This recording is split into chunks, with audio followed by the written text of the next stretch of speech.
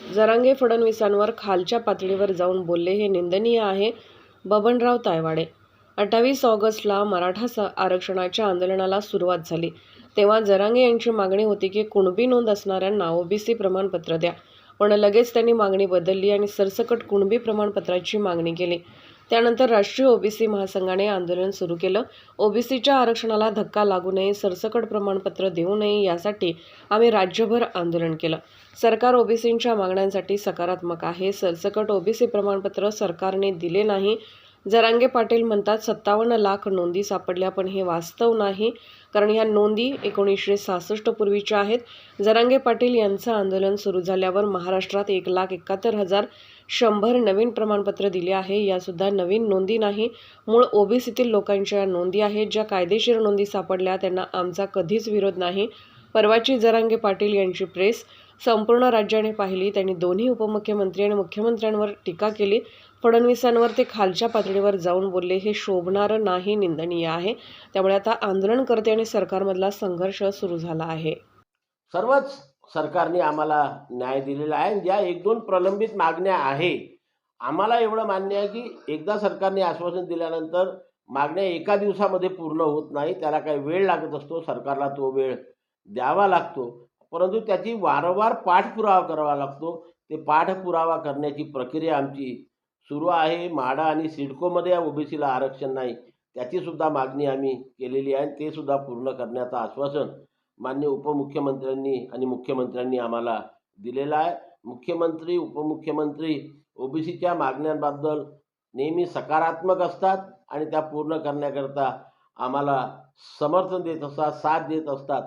त्याला प्रशासकीय कामाला जी वेळ लागते ती वेळ आम्ही सरकारला देत असतो आणि त्याच्यामुळे आमच्या मागण्या सहानुभूतीपूर्वक सरकार पूर्ण करीत असते. एक जे महत्त्वाची मागणी होती की सरसकट कुणब्यांचे प्रमाणपत्र देणार नाही, आणि मी दाव्याने सांगतो आजही आपल्या माध्यमातून पूर्ण जनतेला, हे सुद्धा सरकारने सुरू केलेलं नाही. वारंवार आंदोलनकर्त्यांकडनं एका आकड्याचा उल्लेख केला जातो की 54 लाख नोंदी सापडल्या आणि त्याच्यामुळे 40 लाख लोकांना प्रमाणपत्र दिले आणि म्हणून 1.5 कोट 2 कोट मराठा समाजाला कुणबी जातीची प्रमाणपत्र मिळाली. आणि आता सगळ्या सोयऱ्यांचा GR लागू झाल्याबरोबर त्यांच्या सगळ्या सोयऱ्यांना मिळून सर्वच मराठा समाजाला कुणब्यांची म्हणजेच ओबीसीची प्रमाणपत्र मिळेल, अशा प्रकारचं वारंवार सांगितले जाते. आणि वारंवार आम्हाला सुद्धा ओबीसी समाजातील पदाधिकाऱ्यांकडनं, कार्यकर्त्यांकडनं, समाज बांधवांकडनं विचारणा केली जाते की बा याच्यामध्ये तथ्य काय आहे. ते तथ्य आपल्या माध्यमातून मी पूर्ण महाराष्ट्राच्या जनतेसमोर मांडू इच्छितो की ह्या ज्या 57,41,241 नोंदी सापडल्या, ह्या 1967च्या पूर्वीच्या आहे, नवीन नोंदी नाही आहे. आणि त्याच्यापैकी 38,97,391 ही प्रमाणपत्र निर्गमित केली.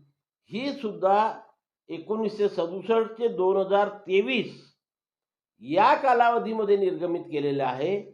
या प्रमाणपत्राचा आणि आंदोलनाचा काहीही संबंध नाही. का आता आंदोलन सुरू झाल्यानंतर म्हणजे 24 ऑक्टोबर 2023 नंतर संपूर्ण महाराष्ट्रामध्ये एक गोष्ट लक्षात घ्या, संपूर्ण महाराष्ट्रामध्ये 1,71,100 नवीन प्रमाणपत्र दिले. आता हे 1,71,100 जे नवीन प्रमाणपत्र दिले आंदोलनानंतर, ही सुद्धा काही नवीन नोंदी सापडलेली नाही आहे.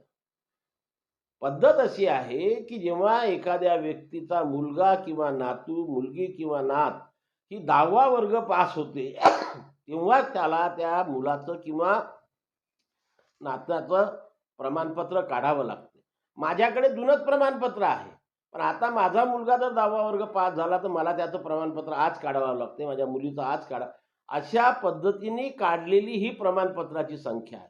सुरुवातीपासून राष्ट्रीय ओबीसी महासंघाची आणि ओबीसी समाजाची, ओबीसी नेत्यांची एक प्रमुख भूमिका आपण लक्षात ठेवा. आम्ही नेहमी म्हटलं की ज्यांच्या नोंदी सापडल्या, ज्या लिगल नोंदी आहे, त्यांना आमचा विरोध नाही, कारण तो कायदा आजच अस्तित्वात आहे. खरं म्हणजे असं आहे की परवाची माननीय जरांगे पाटील साहेबांची जी प्रेस या संपूर्ण महाराष्ट्राने बघितली आणि त्या प्रेसच्या माध्यमातून त्यांनी आपल्या ज्याला शब्द मी म्हणेल उद्रेक भावना व्यक्त केल्या आणि या राज्याचे माननीय मुख्यमंत्री एकनाथरावजी शिंदे, माननीय उपमुख्यमंत्री देवेंद्रजी फडणवीस आणि दुसरे उपमुख्यमंत्री अजितदादा पवार या तिघांवरही दोष लावले, तिघांनाही आरोपीच्या पिंजऱ्यात ठेवलं आणि सर्वात जास्त अतिरिक्त म्हणजे असं झालं की उपमुख्यमंत्री देवेंद्रजी फडणवीस यांच्याविषयी ते एवढ्या खालच्या स्तरावरती बोलले की या फुले शाहू आंबेडकरांच्या पुरोगामी महाराष्ट्रामध्ये, सुसंस्कृत महाराष्ट्रामध्ये अशा प्रकारची भाषा सामान्य आंदोलनकर्ता किंवा कार्यकर्ता बोलू शकत नाही. म्हणून अशा प्रकारचे आरोप करून आता आंदोलनकर्ते आणि सरकार याच्यामधला संघर्ष सुरू झालेला दिसून येतो आहे की कालपर्यंत एवढं शांततेने समाजाचं आंदोलन सुरू होतं, समाजाला न्याय मिळत होतं, सरकार सकारात्मक दृष्टीने त्यांच्या प्रत्येक मागणीकडे लक्ष देऊन होतो, प्रतिसाद तशा प्रकारे मिळत होता आणि कदाचित प्रतिसाद मिळत असल्यामुळे कुठंतरी काय घडलं माहीत नाही, पण अचानक हा जो पवित्रा जरांगे पाटील साहेबांनी घेतला तो खरंच निंदनीय आहे, समर्थनीय नाही आहे. अशा प्रकारची भाषा, वक्तव्य कुठल्याही आंदोलनकर्त्यांनी जे कुठलं सरकार असेल त्या सरकारच्या मुख्यमंत्री किंवा उपमुख्यमंत्र्यांच्या विरोधात करू नये हे सर्वांनी लक्षात ठेवायला पाहिजे.